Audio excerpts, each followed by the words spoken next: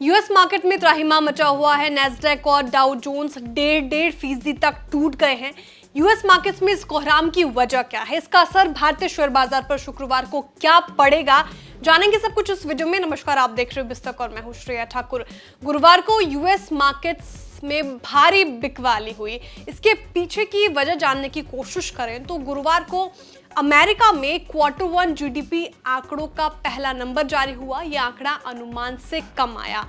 America में Q1 GDP की growth 1.6% रही, जबकि अनुमान 2.50% का था। जैसे ही यह आंकड़ा आया, यूएस में 10 साल की बॉन्ड यील्ड 4.73% के पार निकल गई, जो कि अपने 6 महीने के उच्चतम स्तर पर आ गई है। इसके अलावा मेटा प्लेटफॉर्म्स के शेयरों में भयंकर गिरावट आई। मेटा का शेयर 12% से ज्यादा टूट गया। मेटा के वीक गाइडेंस की वजह से इस पर नेगेटिव असर देखने को मिला। आईबीएम के शेयरों में भी डेंट पड़ा। आईबीएम अपने वीक अर्निंग्स की वजह से 10% तक गिरा। इसके अलावा माइक्रोसॉफ्ट और अल्फाबेट के नतीजों पर भी बाजार की नजर रहेगी, जिस पर यूएस मार्केट्स की चाल निर्भर करती है। इसके अलावा एक और फैक्टर है, वो ये कि यूएस में इस बात की अटकलें तेज हो गई है कि राष्ट्रपति बाइडेन कैपिटल गेन टैक्स बढ़ाने के पक्ष में है। ये भी यूएस मार्केट में गिरावट की पीछे की वजह मानी जा सकती है।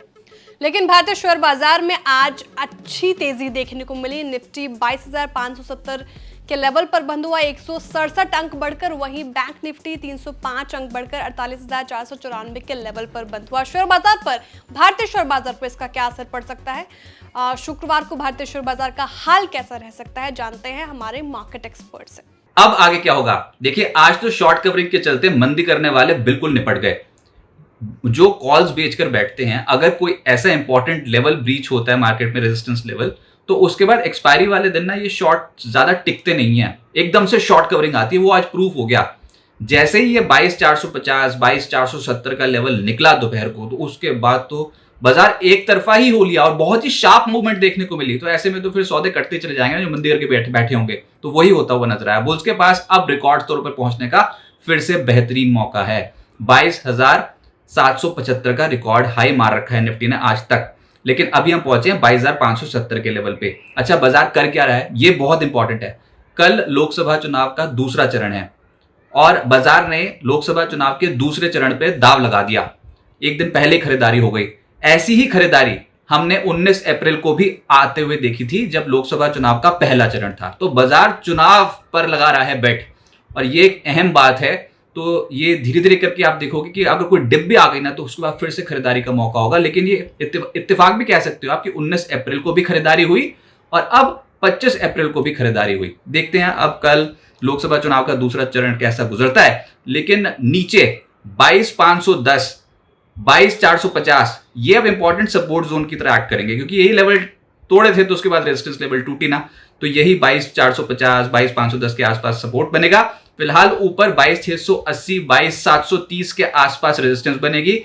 अब उसके बाद तो फिर रिकॉर्ड लेवल की बातें शुरू हो जाएंगी। लेकिन फिलहाल 22,680 22,730 एक थ्रेशोल्ड हो सकता है। गिरावट में खरीदारी का मौका ढूंढे, बेहतर नतीजों वाले शेयर चलेंगे। कल भी इंपॉर्टेंट नतीजे हैं, जिसमें Bajaj Finserv, Maruti Suzuki, HCL tech, SBI life, इन सबके नतीजे हैं।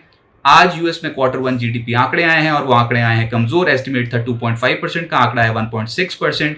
बाजार के लिहाज से पॉजिटिव बात है, लेकिन हमने इस वीडियो की शुरुआत में बताया कि वहां पर जो फोकस एरिया है वो अर्निंग्स पे है, जिसमें मेटा और आईबीएम, इन ये दोनों कंपनियों के जो शेयर्स हैं वो एकदम से धड़ाम हो रखे हैं। लेकिन जो आज फोकस एरिया है वो है माइक्रोसॉफ्ट, अल्फाबेट। यूएस मार्केट में इनके नतीजे आने हैं, देखते हैं वहां पर क्या परफॉर्मेंस आती है। कल बैंक ऑफ जापान की पॉलिसी आएगी, तो मल्टीपल फैक्टर्स हैं, मैक्रो इवेंट्स भी हैं, माइक्रो इवेंट्स भी, जिसको बाजार बचाने की कोशिश करेगा। लेकिन जो बड़ा दाव लगाएगा वो लगाएगा चुनाव पे। लोकसभा चुनाव का दूसरा चरण है कल, और बाजार उससे पहले ही हो गया है रॉकेट।